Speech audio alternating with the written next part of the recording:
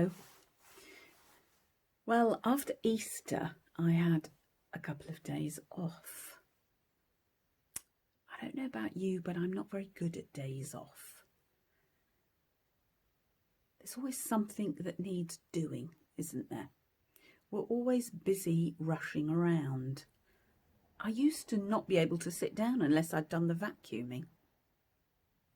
And then there's that kind of rest when we don't actually feel rested, when our minds are still whirling and we're worrying about things. We're mithering. Perhaps we're sitting there and our legs are aching because we haven't had enough exercise during this lockdown. And sometimes we don't really know what to do with ourselves. Rest before lockdown meant going out, going to see people, having a lie-in. Well, Buzz puts a stop to lie-ins, I can tell you. And so rest has to be at home.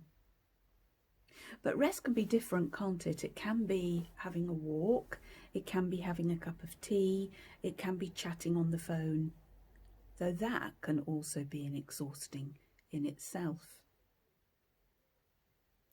God really wants us to rest. To him, it's really important that we value ourselves, that we care for our bodies and our minds. You can't give from an empty jug.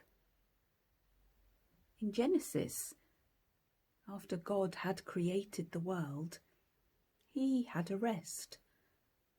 Not because he was tired, but because he wanted to give us a model of the way to live our lives, to have respect and rest. When I was in Jerusalem, it was remarkable how the Jews ordered their day of rest. They had their final Shabbat meal on the Friday night. Everything then that was cold was eaten on the Saturday. There was no rushing around doing the dinner.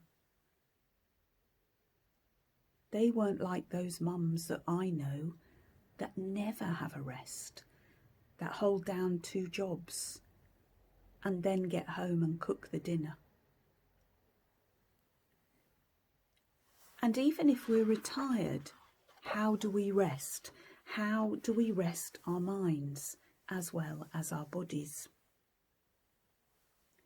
Ultimately, our complete rest is found in Christ. We can lay our worries at the foot of the cross. We can pray.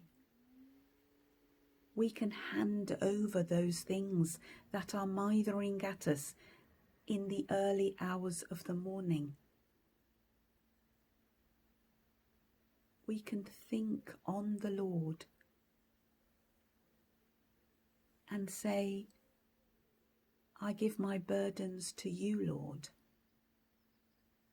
and I will pray. In those early hours of the morning when you can't rest, try saying the Lord's Prayer. It will give you peace. It will bring you contentment. And then you'll be able to spring out of bed the next morning, ready to face the world, to smile at the joys of the early morning, and to give thanks and praise for each day that is a gift of God's creation. I'm sending all my love to you today.